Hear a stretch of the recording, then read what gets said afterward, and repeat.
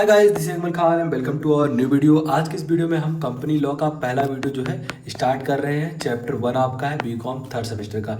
इससे पहले मैंने आपका सिलेबस कवर कर लिया हुआ था एंड उसमें बताया था कि धीरे धीरे टॉपिक्स जितने रहेंगे आपके सारे टॉपिक्स कवर हो जाएंगे ताकि आपको जो है अलग से वीडियो देखने की जरूरत ना पड़े। सबसे पहला यूनिट 1 में टॉपिक था इंडियन कंपनीज एक्ट 2013 के नेचर के बारे में, टाइप्स ऑफ कंपनीज के बारे में हमें पढ़ना था। तो ये शुरू करते हैं। सबसे पहले देखते हैं meaning of company. Company law पढ़ रहे हैं। आपका जो कंपनी लॉ है या आप पढ़ रहे हैं तो मतलब कंपनी के नियम के बारे में पढ़ रहे हैं, कंपनी को कैसे चलाया जाता है, कंपनी फॉर्म करने के लिए जो है कौन कौन से चीज़ों की जरूरत होती है, चाहे आपका मेमोरेंडम ऑफ एसोसिएशन हो गया, आर्टिकल ऑफ एसोसिएशन हो गया, कैसे उसको बिल पास कराना है, कैसे उसको जो है मान्यता प्राप्त करवाना है। ये सारी चीज़ों पर जो है आज की इस वीडियो में हम डिस्कस करने वाले हैं। तो कंपनीज क्या होती है बेसिकली, अगर नॉर्मल शब्द में कहा जाए, नॉर्मल भाषा में कहा जाए तो जो है कि लोगों का ऐसा समूह जो किसी प्रॉफिट की ओर जो है काम करता है उसे ही कंपनी कहते हैं। ये एक इसका छोटा सा डिफिनेशन है। बाकी जो कंपनी होता है एक आर्टिफिशियल पर्सन होता है जो कि लोगों द्वारा ही बनाया जाता है। आर्टिफिशियल मतलब क्या होता है, जो लोगों द्वारा बनाया जाता है उसी आर्टिफिशियल कहते हैं। तो ये ऐसा कंपनी है जो खुद के लिए, अगर इस पर कोई केस होता है तो ये खुद पर लड़ेगी, मतलब कि उसके सीईओ का उसमें कोई योगदान नहीं होगा, उसके एम्प्लॉयज़ का कोई उसमें योगदान नहीं होगा। अगर केस होता है तो कंपनी पर होता है, इसलिए कहते हैं इसको कृत्रिम व्यक्ति, आर्टिफिशियल पर्सन। तो देख लेते हैं मीनिंग क्या लिखा गया है। The word company is derive from the Latin word com and penis. जो आपका कॉम पेनिस है इससे जो है उठाया गया है। इसका मतलब क्या होता है, क्वाइट एंड टुगेदर, क्वाइट और टुगेदर मतलब एक साथ काम करना, and penis means bread. Cons मतलब होता है आपका एक साथ, और ब्रेड मतलब रोटी, मतलब एक साथ रोटी कमाने को ही जो है क्या कहते हैं, कंपनी। ऐसा लैटिन वर्ड में लिखा गया इसके मतलब को। तो इस तरीके से आप जान लेते हैं लोगों का एक समूह जो किसी एक उद्देश्य के लिए काम करता है, किसी एक रोजगार के लिए काम करता है, किसी प्रॉफिट के लिए काम करता है, उसे ही कंपनी कहते हैं। ये एक नैरो डेफिनेशन है कंपनी का। आगे और भी डेफिनेशन हम देखने वाले हैं डेफिनेटली। तो आगे लिखा गया है and it originally repeated to an association to of a person who took their meal together, मेसल टुगेदर मतलब ये लोगों का एक ऐसा समूह होता है जो रिफर करता है, यहाँ रिफर लिखा गया है, रिफर करता है एक एसोसिएशन को जो कि लोगों को एक साथ काम कराते हैं ताकि वो मील पा सकें 2 टाइम का, मतलब ऐसा कहा गया है डिफिनेशन। तो इस तरीके से कंपनी का डिफिनेशन था।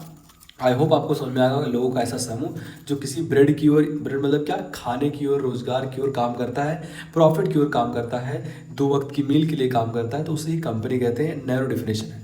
अब कहा गया है आगे in term of companies act 2013। अब देखिए एक कंपनी का बिल पास हुआ 2013 में, इसके हिसाब से ही कंपनियां अपना जो है कोई भी काम करना होता है, इसी के हिसाब से करती हैं।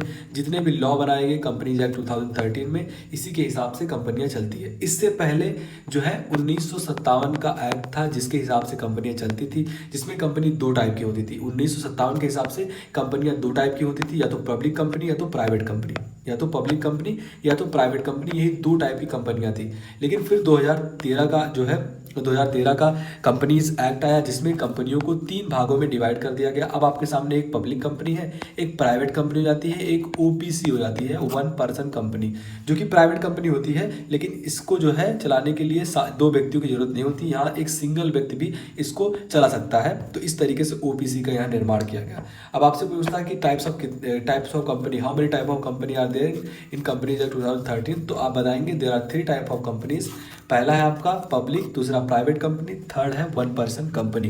तो 3 टाइप की कंपनियां होती हैं, यहाँ से आपने जान लिया। आप देखिए कंपनीज एक्ट 2013 में कंपनी के बारे में क्या लिखा गया है, कंपनी का कौन सा मतलब लिखा गया है। तो इस यहाँ लिखा गया है कंपनी मतलब क्या होता है, company means A company incorporated under this act और एनी प्रीवियस कंपनी लॉ, जो कि सेक्शन 262 में लिखा गया है इन कॉमन लॉ।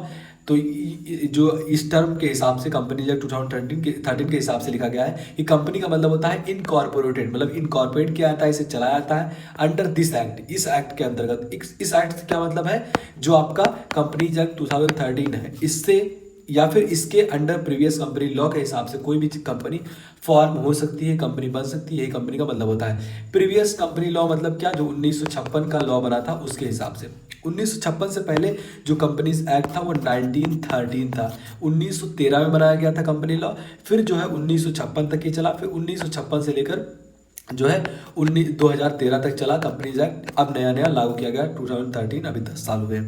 तो इस तरीके से जो है जो 2013 में कंपनी का डिफिनेशन है, कंपनीज एक्ट 2013 में जो कंपनी का डिफिनेशन है वो ये है कि company means A company incorporated under this act और एनी प्रीवियस एक्ट, जो कि एनी प्रीवियस कंपनी लॉ।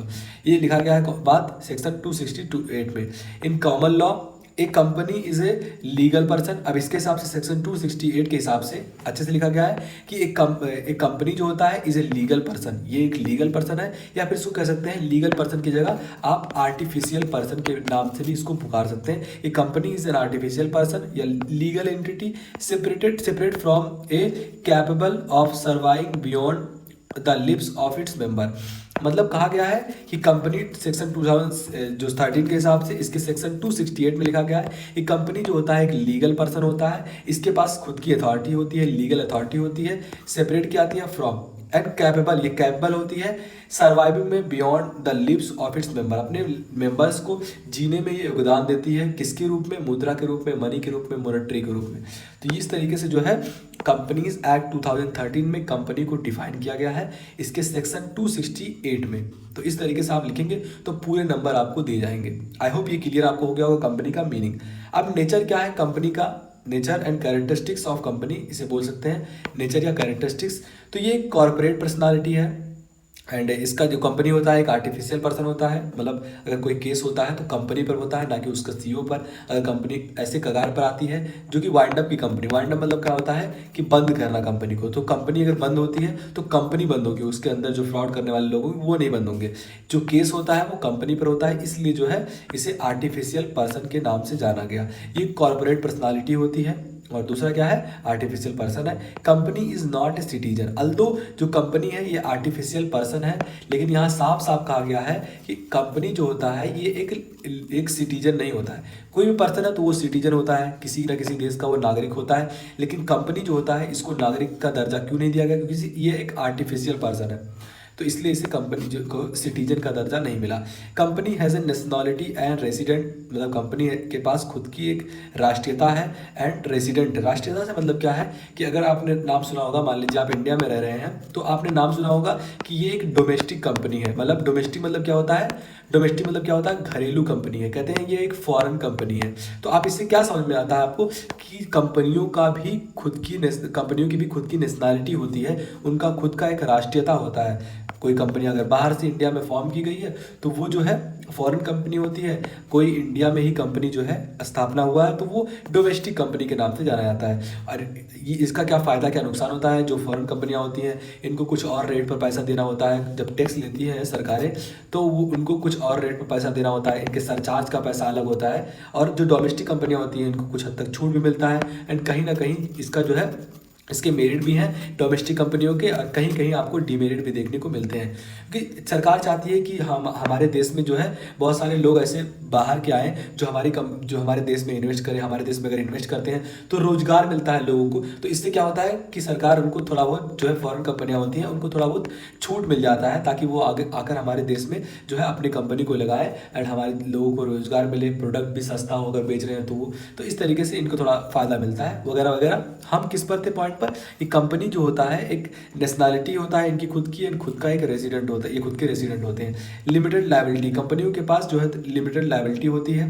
तो ये है आपका इनके नेचर एंड कैरेक्टरिस्टिक्स के बारे में। आई होप ये आपको समझ में आ गया होगा। इसके बाद जो है इसके जो है और भी यहाँ लिखा गया है कि as may be considered as necessary for it moment it is a part of constitution और ऑर्गेनाइजेशन वगैरह वगैरह कंपनियों के बारे में लिखा गया है, आप स्क्रीनशॉट ले सकते हैं। तो हमने जो है आज की वीडियो में, पहली वीडियो में हमने जाना कि कंपनी क्या होता है, कंपनी का मतलब, कंपनी कैसे फॉर्म होती है, मतलब कंपनी अगली वीडियो में हम कवर करेंगे कंपनी का फॉर्मेशन कैसे होता है, कंपनी को कैसे खुद का एक जो है सर्टिफिकेट दिया जाता है कि अब इसको हम लीगली चला सकते हैं। जब कंपनी का आर्टिफिशियल जो आपका कंपनी का AOA मतलब आर्टिकल ऑफ एसोसिएशन बनता है, या MOA मेमोरेंडम ऑफ एसोसिएशन बनता है, जो सबसे इंपॉर्टेंट पहलू होते हैं किसी कंपनी के, तो वो कैसे बनाया जाता है सारा कुछ हम कवर करने वाले हैं। आज की इस वीडियो में हमने बेस बना दिया आपका कि कंपनी जो है कहाँ से फॉर्म हुई, 2013 के हिसाब से चलती है, उसके पहले कौन से लॉ थे, इनके नेचर एंड कैरेक्टरिस्टिक्स के बारे में। आई होप आपको वीडियो पसंद में आएगा। वीडियो पसंद आया तो लाइक करना, चैनल पर नए चैनल को सब्सक्राइब कर लो। मिलते हैं आपसे अगली वीडियो में।